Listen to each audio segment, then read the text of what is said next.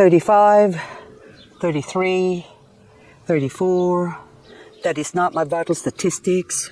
That is the temperature forecast for tomorrow, day after tomorrow, and the day after that.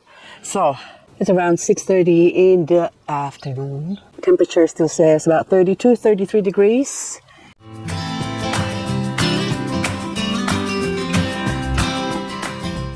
My plants are dying of thirst. I watered them a little bit yesterday. Well, not yesterday, but the other morning, so 2 days ago. And now all I can see is dry soil and dead plants. So, oh, look at that. Poor things. It's dying. Hang on. But anywho, I might as well.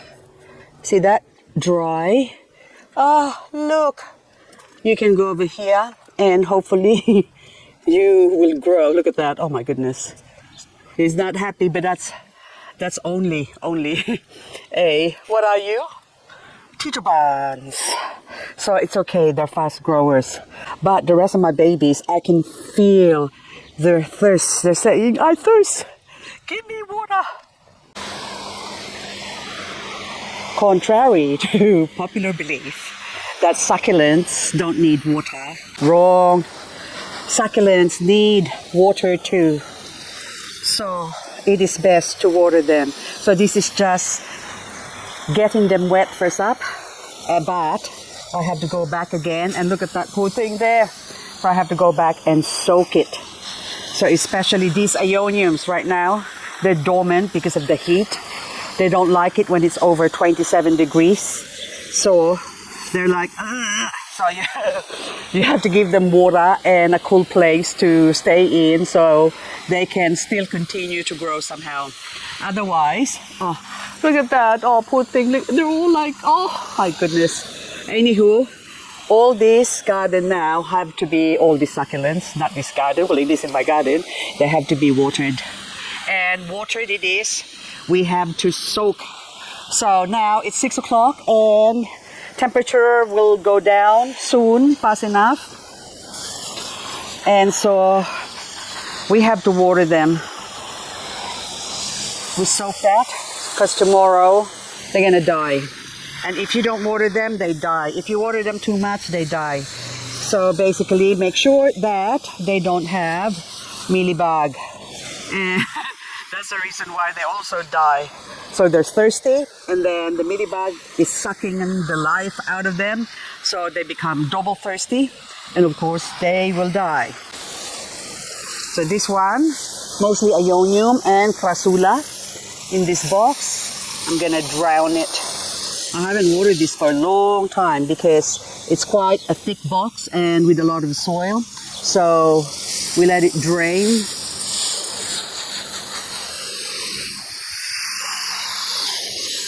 Look at that, it's all a lot of water, you can see.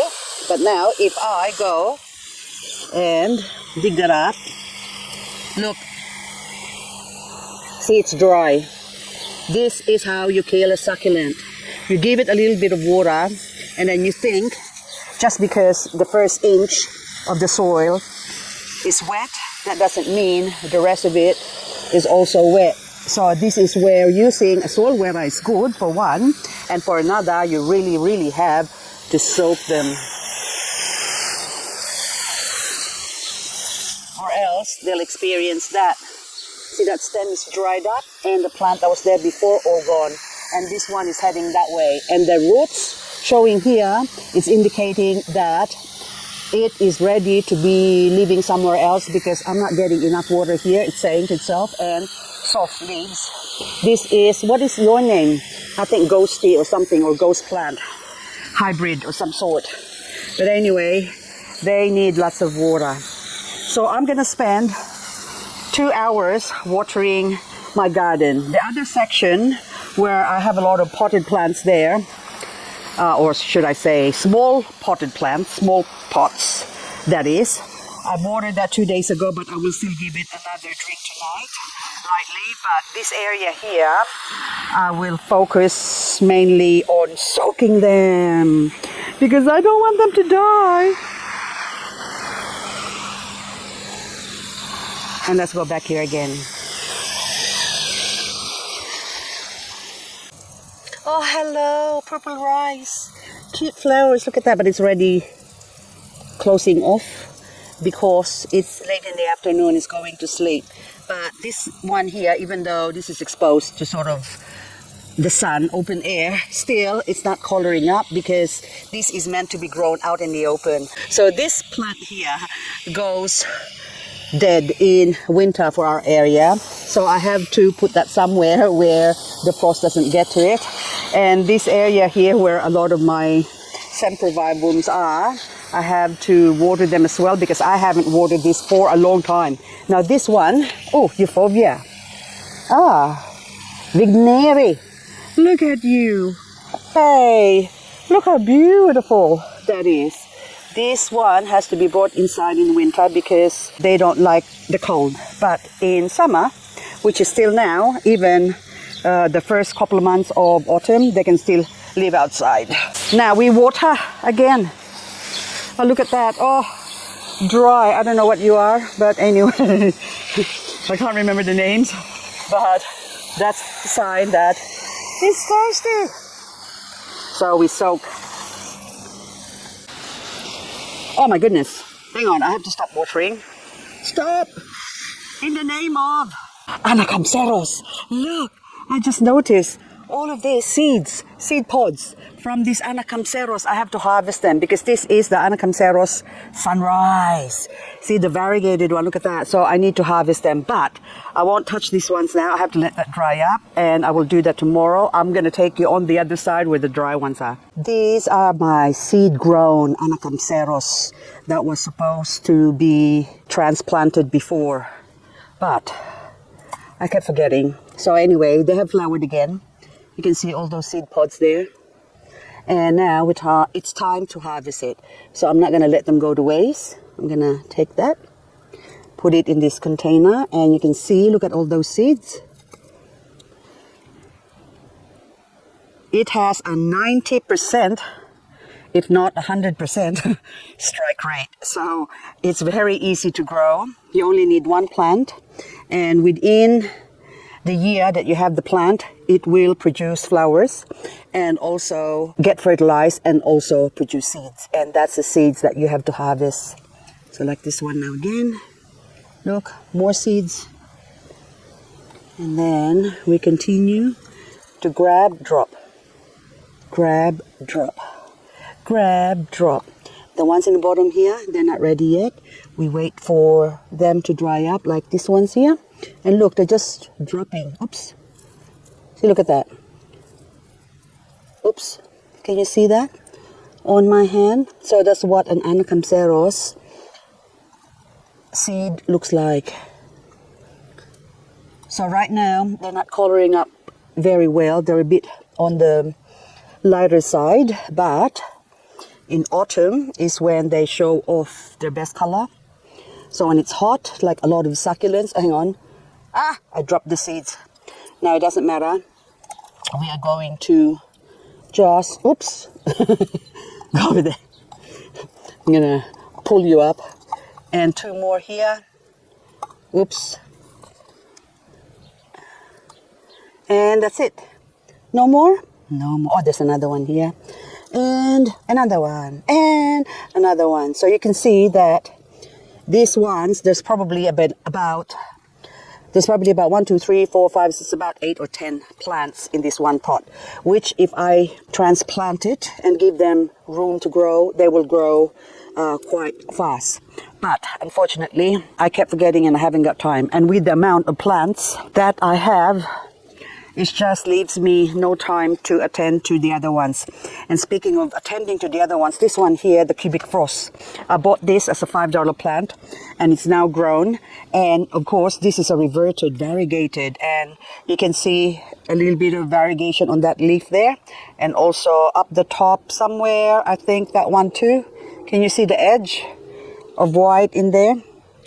So hoping that that will continue to variegate. But if not, the new ones or the leaves that I harvested, so you can see all of that in the bottom. How about let's go harvest that or check what they look like. And this, I will show you how long it took to grow to whatever size they're in now. Hang on. Now this one, I have to bring this inside first or else I'm gonna lose it. So first of all, let's see if I've got a date here. This is November 24, so 9 weeks, there you go, since I bought this one, since I actually pluck the leaves and put it here. And now look at the baby. So I've got a 1, a 2, look at that. There's more. Come here. Oh look, the roots. 4. So it's gonna take 9 weeks for a cubic frost to grow to this size. And no special treatment. I just tuck it in. Oh, that one is just about to pop up. So no special treatment. Again, I'm going to mention that I just put it here and another one. And they start growing. See, look at that. And do you have more?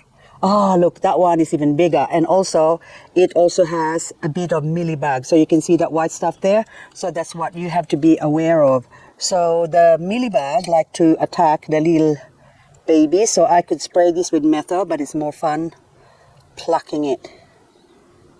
There you go, especially if I could get it. Yep, got it. And I will spray it with my methyl. There you go, so just for good measure. And this one's as well, since I saw one, there'll be more. The babies doesn't get affected by it. And hang on, that one, that's only, I think, new, so we'll remove that one. Is there more? Can I have some more, please? No more. There you go. So that one is an old leaf, so we get rid of that. Even that one, but I'll still give it a chance. Nah, I think I should throw it. Nah, you can go. Anyway, so that one now, we can leave that to grow happily. I am not going to touch you anymore, except during winter, I think I might bring you inside and chop your head off if I'm here. But if I'm not here, I can't do that, can I? But anyway, these ones now are ready to be planted. So here's a pot that I prepared earlier. So I already watered it. You can see it's all wet and also heavy. And now I'm gonna get some akadama.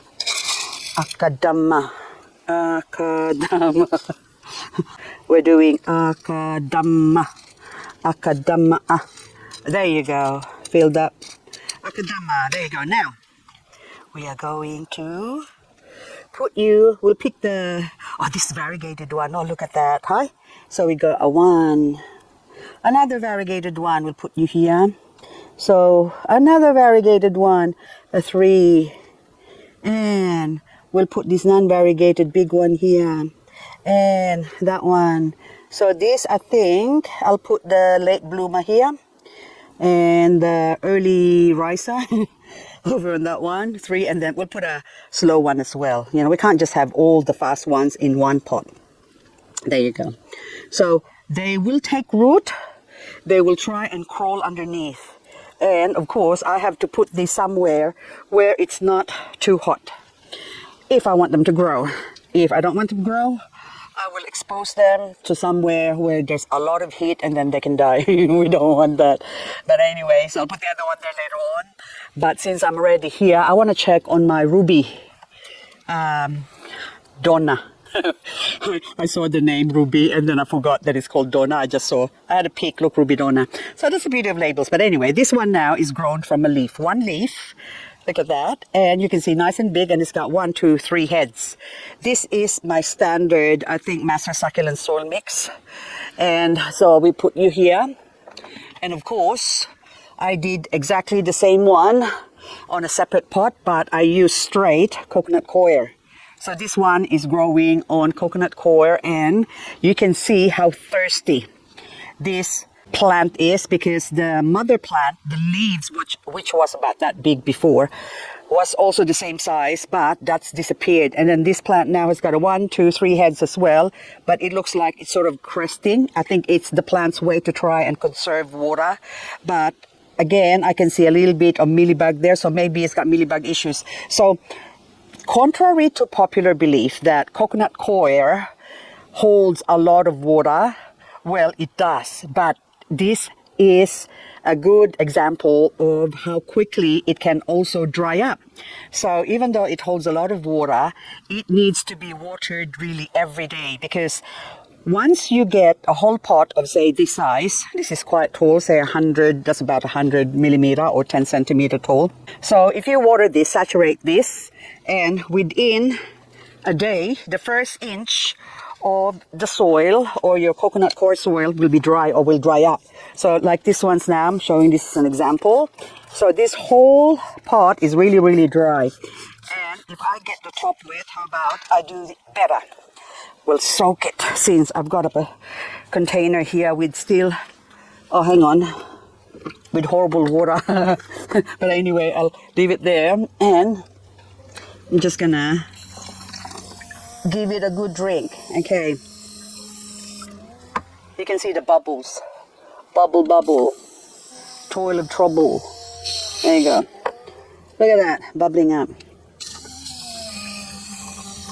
So it's going to take a while before it absorbs some water.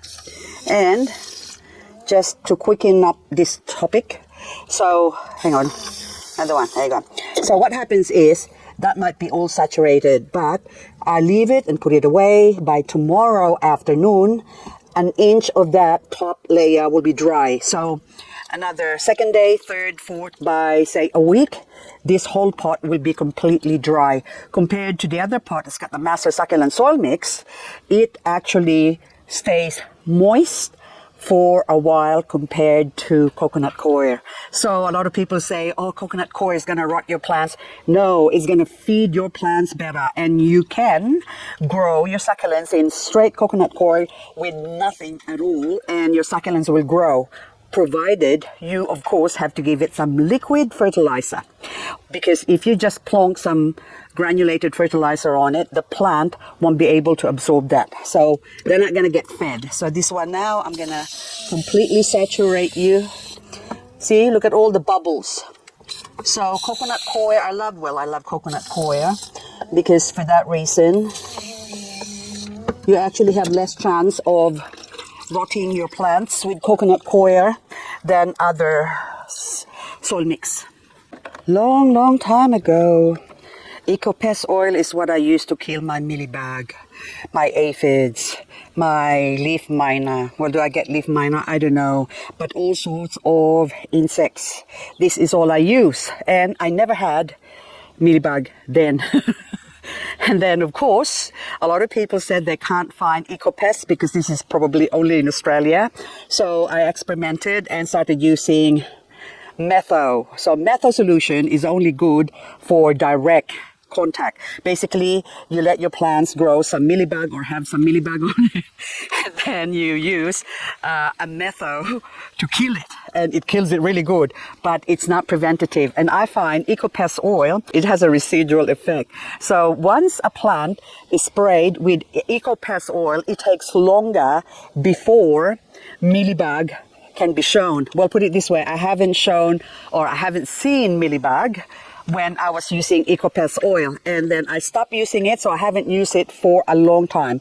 And the past couple of weeks I started using it again, and of course we had really hot temperature, but I still use it, because you're not meant to use this if the temperature is above 30 degrees. And we've been having temperature forecast of say 27, and all of a sudden we get 31, so I can't help it. And the result is, if you use this and temperature gets really hot, even though they're in the shade, that's what happens. So this is my Autostockist, so that is the effect.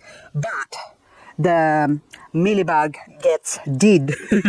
And so this one, even though it was affected by my Eco spray or Eco-Pest spray, still, once it recovers, look, new growth are showing up on that plant.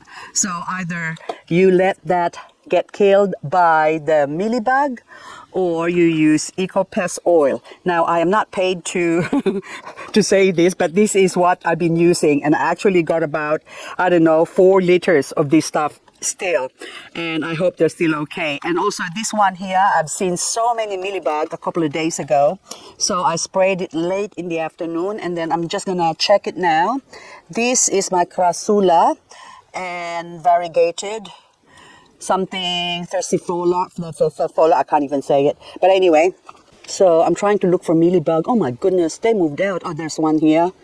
It's just, oh no, remnants. No, it's none. Oh my God, where did you go to? Okay, so when I use the EcoPest oil, now a lot of you is gonna go rush to your Bunnings and started buying this because it was once upon a time, I think after, I'm not saying I'm claiming I did it, but I'm using EcoPest oil, and I went to my local hardware store and they're out of stock. So when they came back on stock, I bought a whole lot. And this is what happens. This one, I sprayed this yesterday with EcoPest. This is Succulents, which is a variegated plant, and those tiny little things, that little dots there, they're not dust or anything. They're actually mealybug. Scurried off and tried to run away because I sprayed the center of it. So all of that little things, you know, like dotty things, dust, those things. Okay, I'm just gonna wipe it off. Okay, those things are mealybug, dead, dried up. That's fascinating. So anyway, even these ones now, I'm gonna go in search of mealybug to spray, and that's why I watered this 2 days ago. I think I might hold off using this for now. I'll use it tomorrow. But earlier today, I sprayed a couple of plants, which is this one here. See, look at that. And look, the same thing. Hang on. Hey, Mealybug is trying to run away from the center, saying, let me breathe, let me breathe. I think that's what it's doing, choking it to the point of, are you dead now? Hang on. Yep. Yes, they dry up. Oh my goodness, see how amazing that is. Also this one, I sprayed that one too earlier on, but then now you can see that it's got some farina, and hang on, the sides of it, because I saturated this whole plant, it sort of removes the farina a little bit. But so even this one here, you can see the difference. This one I sprayed it as well earlier, and so you can see that dark spot down in there, in between the gaps. That's mealybug there, and there's more. I think that's one up the top there in the center. There's a few more there, but wherever this stuff gets hit, the farina gets removed, and the edges you can still see the farina, but the center is sort of shiny. So this is the effect. On certain plants, it's not advisable to use this if you are concerned about making your plant look pristine, like say this one here. So if I spray that in the center there, no mealybug is going to attack that thing, but it will lose some of its farina, as you can see over there. Can you see that? So whatever sort of dark patches that you see, that's how it's going to stay. So these two were sprayed today.